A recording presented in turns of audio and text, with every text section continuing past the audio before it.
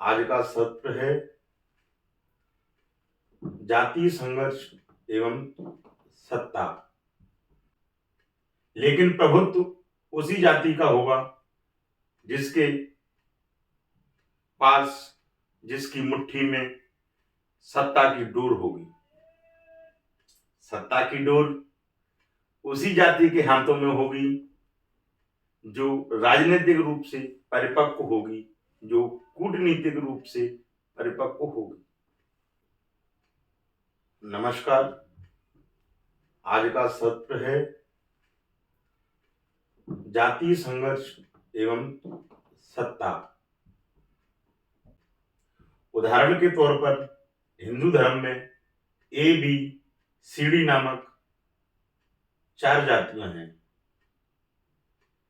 यह चारों ही जातियां अपने अपने जातीय गौरव एवं प्रभुत्व को बनाए रखने के लिए सामाजिक एवं राजनीतिक संघर्ष करती हैं। लेकिन प्रभुत्व उसी जाति का होगा जिसके पास, जिसकी मुट्ठी में सत्ता की डोर होगी। सत्ता की डोर उसी जाति के हाथों में होगी जो राजनीतिक रूप से परिपक्व होगी, जो कूटनीतिक रूप से परिपक्व होगी।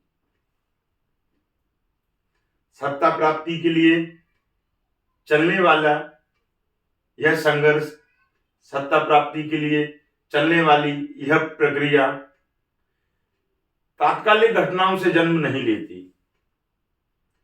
वर्षों पहले किसी जाति के लोगों ने, संगठनों ने अपने जाति के हितों की सुरक्षा के लिए, उसे सत्ता में बनाए रखने के लिए, अपनी जाति की राजनीतिक भागीदारी सुनिश्चित करने के लिए एक प्लान तैयार किया होगा, एक विचार पर कार्य किया होगा।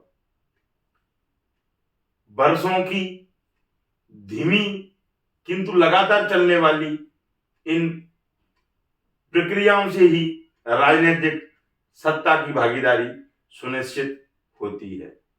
उदाहरण के तौर पर ए जाति के लोगों ने सत्ता में अपने हितों को सुरक्षित करने के लिए, अपनी जाति की भागीदारी सुनिश्चित करने के लिए एक वैचारिक संगठन तैयार किया। लेकिन उसे शुरुआत में सफलता नहीं मिली, तो उसने अन्य जातियों को भी अपने साथ जोड़ने का प्रयास किया एवं उनके साथ सहयोगात्मक रवैया अपनाया। अन्य जातियों को भी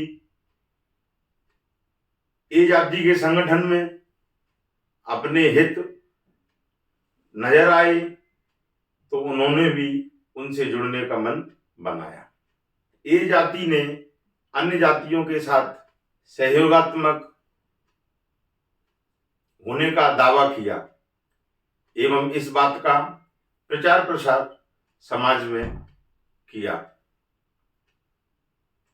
इस बात का प्रचार प्रसार समाज में किया और आवश्यकता पड़ने पर अन्य जातियों से अपने लिए सहयोग भी जुटाया। समाज में अपने प्रभुत्व को बनाए रखने के लिए, सत्ता में अपनी पकड़ को सुनिश्चित करने के लिए उसने अन्य जातियों को आपस में उलझाने का भी कार्य पर्दे के पीछे से किया। उसने बी जाति को एकांत में ऐसा मधुर चुंबन दिया कि उस चुंबकीय चुंबन से बी जाति ऐसी आत्ममुग्ध हुई कि उसने अपने संघर्ष को अलविदा कह दिया। उसने ए जाति के सामने खुद को सरेंडर कर दिया। अब उसने ए जाति की राजनीतिक कूटनीतियों को समझना ही बंद कर दिया। बल्कि सी और डी नामक जातियों ने जब ए जाति के राजनीतिक कूटनीति को समझा और उससे सवाल किए तो बी जाति उनसे भी लड़ने के लिए तैयार हो गई। इस तरह हम देख रहे हैं कि बी जाति का भविष्य अंधकारमय है।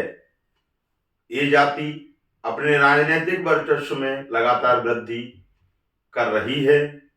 सी और डी नामक जातियां भी अपने संघर्ष के मार्ग को अपनाकर अपने राजनीतिक अधिकारों को मांग रही हैं, छीन रही हैं। लेकिन देखने में आ रहा है कि बी जाति ने अपने राजनीतिक एवं सामाजिक संघर्ष को तिलांजलि दे दी है एवं ए जाति की दया दृष्टि पर ही वह निर्भर है। अब वह ए जाति की राजनीतिक सुरक्षा सुनिश्चित करती है एवं उसके लिए लड़ने का कार्य करती है। ए जाति की लड़ाई को वह अपनी जाति के लोगों में अपनी जाति का लड़ाई बताती है। इस तरह से वह ए जाति के राजनीतिक हितों को सुरक्षा प्रदान करती है। उसने अपने संघर्ष के मार्ग को तिलांजलि दे दी है। केवल ए जाति की दया दृष्टि पर ही उसकी राजनीतिक भागीदारी निर्भर है। इस तरह से ए जाति यह जानती है कि राजनीति कूटनीति का विषय है और वह उसे कूटनीति से अच्छी तरह चलाना जानती है। आज के लिए इतना ही। आगे फिर मिलेंगे हम किसी पॉलिटिकल सेशन में। तब तक के लिए धन्यवाद।